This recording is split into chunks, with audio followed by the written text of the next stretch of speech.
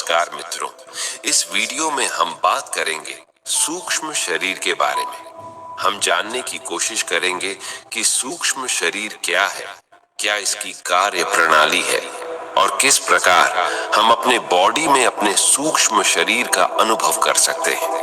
इसके अलावा कैसे अपने सूक्ष्म शरीर में एकत्रित हुई नकारात्मक भावनाओं को अंदर से बाहर निकालकर अपनी वर्तमान बीमारियों को और आगे आने वाली बीमारियों को दूर रोक के रख सकते हैं या उनको खत्म कर सकते हैं।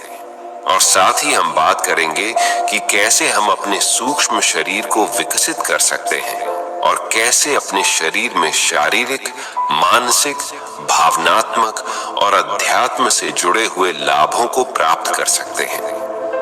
सबसे पहले तो आपको यह समझना होगा कि वैसे तो हमारे बहुत से शरीर होते हैं, परंतु मुख्य रूप से 3 प्रकार के ही शरीर होते हैं, जिसमें सबसे पहला स्थूल शरीर यानी कि फिजिकल बॉडी, दूसरा सूक्ष्म शरीर यानी कि एस्ट्रल बॉडी, तीसरा कारण शरीर यानी कि कैजुअल बॉडी कहलाता है। हमारा स्थूल शरीर यानी कि जो शरीर वर्तमान में हमें नजर आता है या जो हम आईने में अपने शरीर को देखते हैं, वह शरीर 5 तत्वों से बना हुआ है। लेकिन जो हमारा सूक्ष्म शरीर है वह हमारे प्राणों से बना है यानी एनर्जी से बना हुआ है। और तीसरा जो कारण शरीर है वह सूक्ष्म तरंगों से बना हुआ है। हमारी फिजिकल बॉडी यानी स्थूल शरीर दृश्यमान है जो कि हमें दिखाई पड़ती है, लेकिन सूक्ष्म शरीर और कारण शरीर अदृश्य है। यह हमें दिखाई नहीं पड़ते, लेकिन हम इनको अनुभव जरूर कर सकते हैं। अब हम बात करते हैं उन खास अनुभवों की जिससे हम अपने सूक्ष्म शरीर का अनुभव कर सकते हैं।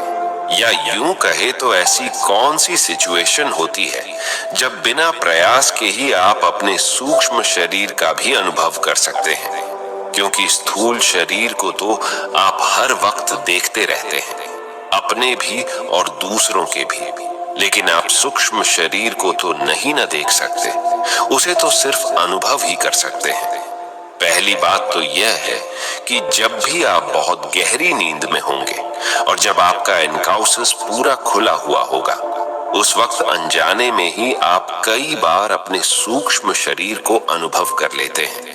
और कई बार जब आपको स्लीप पैरालिसिस होता है या आपको लगता है कि जैसे कोई चीज आपके ऊपर दबाव डाल रही है, तो वह चीज भी आपके सूक्ष्म शरीर की ही एक घटना होती है। और कई बार जब आप स्वप्नावस्था में होते हैं लेकिन आपकी चेतना कुछ अंशों तक जागी रह गई है, तो उस स्थिति में भी आप अपने सूक्ष्म शरीर का दर्शन कर लेते हैं। इसके अलावा जब आप गहरे ध्यान में होते हैं तो आप अक्सर ही अपने सूक्ष्म शरीर का अनुभव कर सकते हैं। और जब आपकी मृत्यु हो रही होती है तो उस वक्त भी और उसके बाद भी आप अपने सूक्ष्म शरीर को महसूस कर सकते हैं, क्योंकि तब तक आपका स्थूल शरीर खत्म हो गया होता है तो फिर सूक्ष्म शरीर ही बचता है। इसीलिए मृत्यु के समय और मृत्यु के बाद भी आप अपने सूक्ष्म शरीर का अनुभव कर सकते हैं। इसके अलावा कई बार आपने देखा होगा कि आप अकेले बैठे हैं और अचानक आपको लगता है कि आपके आसपास कोई है, लेकिन कोई होता नहीं है। मानो एक झलक सी आती है कुछ सेकंड के लिए, तो वह आपके सूक्ष्म शरीर की ही एक झलक होती है।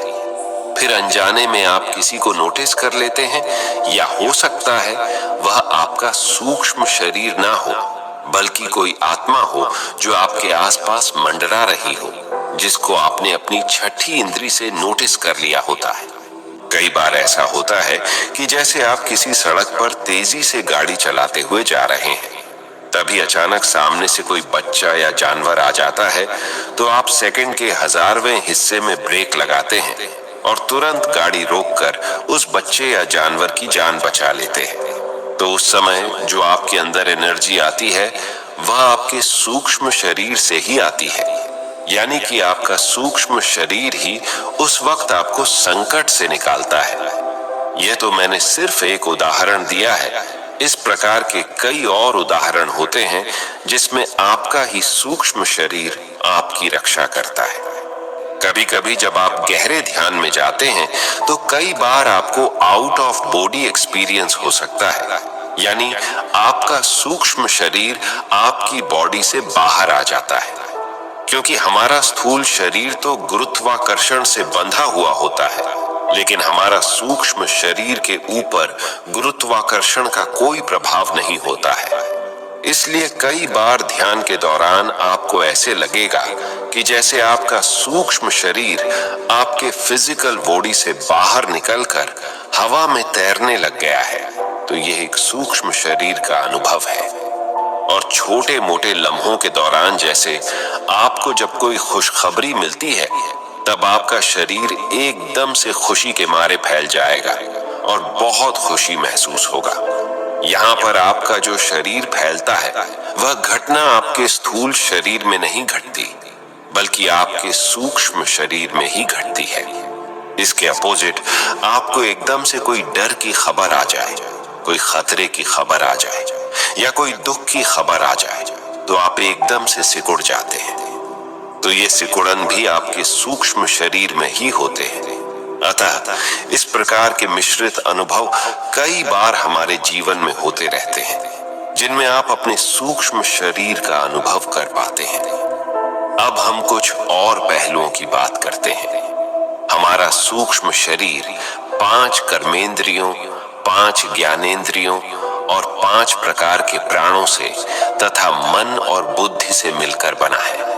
इसलिए जब कोई व्यक्ति मर रहा होता है तो सबसे पहले उसकी 5 कर्मेंद्रियां सुन्न होने लगते हैं। फिर उसके बाद 5 ज्ञानेंद्रियां भी मरने लगती हैं और फिर कुछ क्षणों के बाद उसके 5 प्राण भी धीरे धीरे शरीर को छोड़ने लग जाते हैं। मतलब जहां जहां सूक्ष्म शरीर ने आपके स्थूल शरीर पर कब्जा किया हुआ था या जहां उसका निवास स्थान था, वह वहां से हटने लगता है। इस प्रकार धीरे धीरे सूक्ष्म शरीर आपके स्थूल शरीर से अपने आप को बाहर खींचने लगता है। अतः जब व्यक्ति की मृत्यु होती है तो हमारा भौतिक शरीर राख बन जाता है, लेकिन हमारा सूक्ष्म शरीर आत्मा के रूप में नए जन्म की तलाश में आगे की ओर निकल पड़ता है। स्थूल शरीर की मृत्यु के पश्चात हमारी इस जन्म की और पिछले जन्म के जितने भी संस्कार, आदतें, विचार, इच्छाएं, कामनाएं, वासनाएं और भावनाएं होते हैं, ये सभी चीजें बीज के रूप में हमारे सूक्ष्म शरीर में ही संग्रहित रहते हैं। यानी कि हमारा भौतिक शरीर तो मर जाता है, लेकिन हमारी वासनाएं, इच्छाएं नहीं मरती। फिर इन्हीं इच्छाओं और वासनाओं के अधीन होकर हमारा सूक्ष्म शरीर अगले जन्म की तैयारी में लग जाता है और अगला जन्म इन्हीं इच्छाओं के कारण वैसा ही शरीर ले लेता है। आपने कभी कभी ऐसा महसूस किया होगा कि जब आप छोटे से बड़े हो रहे होते हैं तो आपके अंदर कुछ ऐसे विचार उठने शुरू हो जाते हैं या ऐसी भावनाएं उठनी शुरू हो जाती हैं जिनका आपके इस वर्तमान समय में कोई जुड़ाव नजर नहीं आता कि ये चीजें आपके अंदर कहां से आई हैं। ये सारी चीजें आपके पिछले जन्म से आपके अंदर आई हुई हैं और अब वह दोबारा जिंदा हो रही हैं आपके अंदर। उदाहरण के लिए, अगर आप अपने पिछले जन्म में साधु संत थे या कोई पुजारी थे, तो इस जन्म में आप मंदिर की ओर आकर्षित होंगे या किसी आश्रम की ओर आकर्षित होंगे। ऐसा इसलिए होता है क्योंकि उनका संबंध आपके पिछले जन्म के भावनाओं से जुड़ा हुआ है और वही भावनाएं आपके अंदर दोबारा से जिंदा हो जाती हैं। इसीलिए तो कहते हैं इंसान कभी नहीं मरता है, मरता है तो सिर्फ शरीर ही। उसकी आत्मा हमेशा जिंदा रहती है, बस उसका शरीर बदल जाता है। और न केवल पिछले जन्म में बल्कि वर्तमान में भी जो जन्म अभी आप जी रहे हैं, इसमें भी यह प्रक्रिया जारी रहती है। हमारा सूक्ष्म शरीर लगातार विचारों और भावनाओं के द्वारा सूचनाओं को इकट्ठा करता रहता है और फिर उन्हीं सूचनाओं के अनुसार हमें अच्छे या बुरे रूप में अपने प्रभावों को देता रहता है। अब तक आपको यह मालूम चल गया होगा कि जो हमारा मुख्य कर्ता धर्ता है वह हमारा स्थूल शरीर नहीं है, बल्कि हमारा सूक्ष्म शरीर है। हमारा सूक्ष्म शरीर ही हमें कमांड देता है और स्थूल शरीर उसको फॉलो करता है। इसीलिए हमें अपने भौतिक शरीर को नियंत्रण में करने से कोई लाभ नहीं होने वाला, बल्कि हमें अपने सूक्ष्म शरीर को नियंत्रण में करना होगा।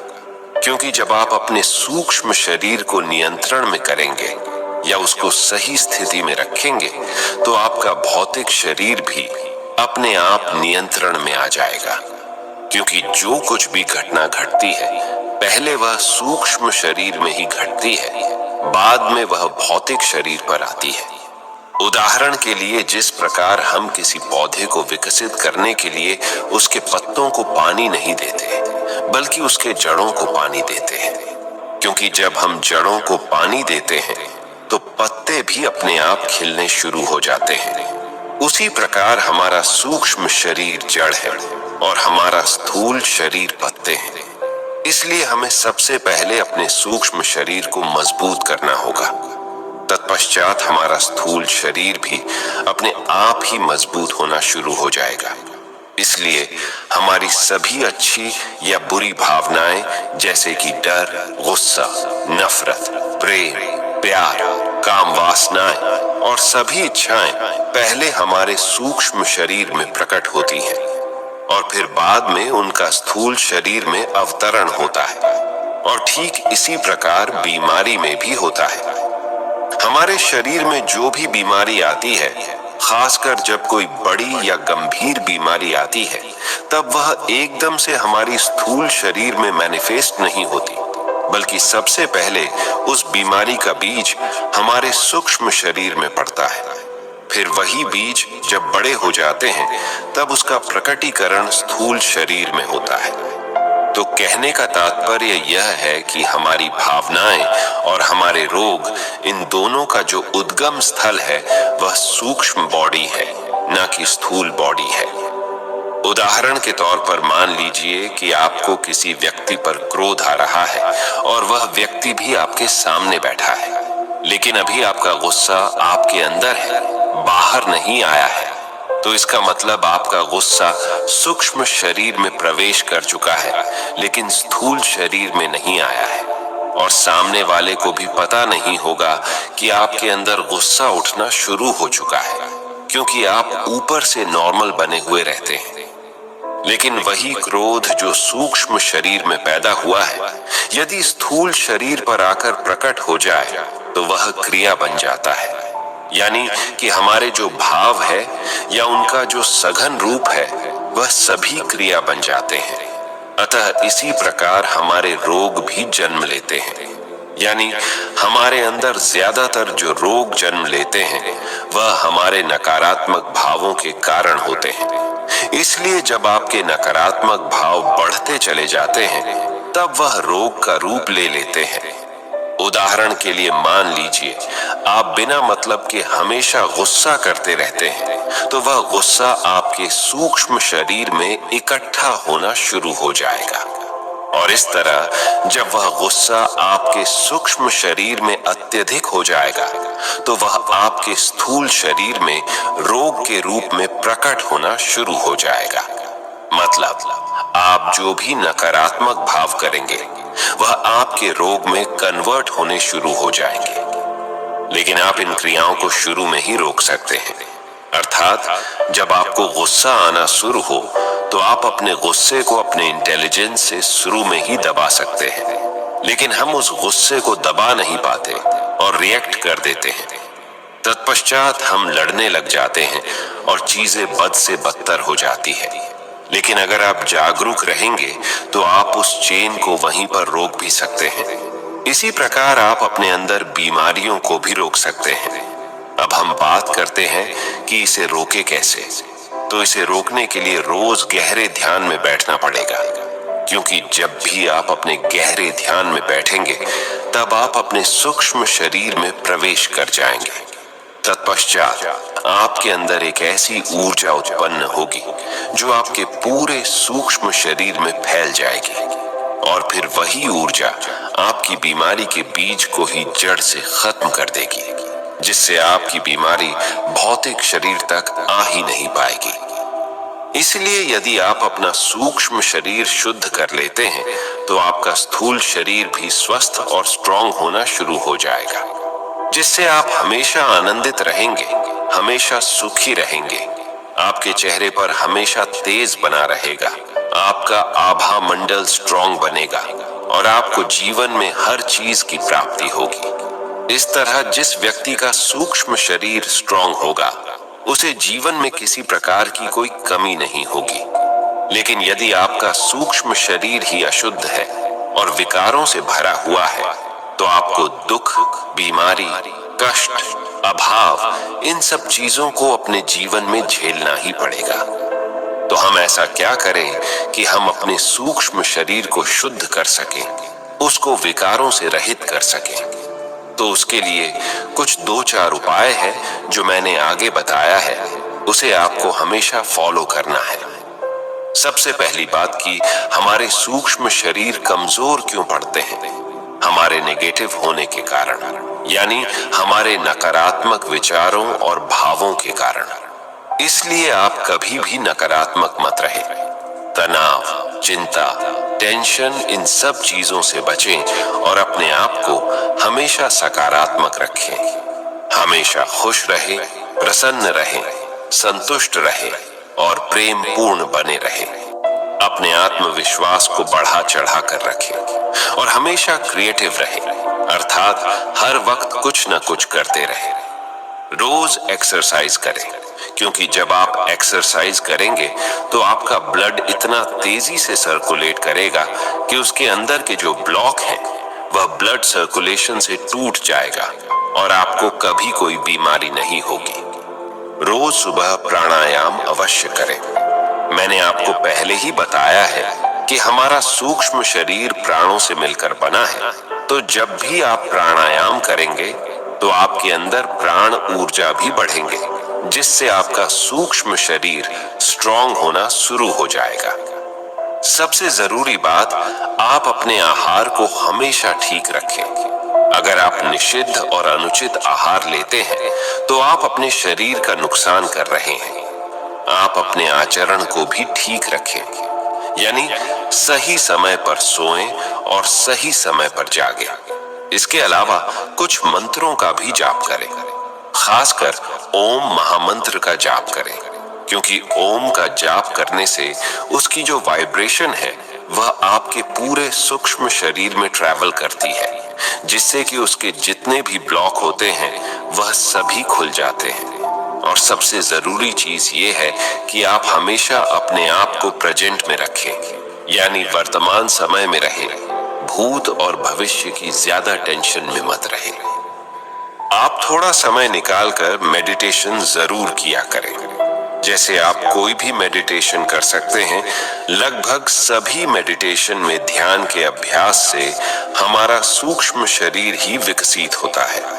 खासकर इस प्रकार का मेडिटेशन जरूर करें जिसमें आप विश्राम में चले जाते हैं, यानी डीप रिलैक्सेशन में चले जाते हैं, क्योंकि जब आप डीप रिलैक्सेशन में जाते हैं तो आपका स्थूल शरीर बिल्कुल गतिहीन हो जाएगा या जड़ हो जाएगा और आपके विचार बिल्कुल शांत हो जाएंगे, जिससे आपकी ऊर्जा की जो लीकेज है वह बंद हो जाएगी। फिर वही ऊर्जा जो पहले लीक हो रही थी वह सारी ऊर्जा फिर से आपकी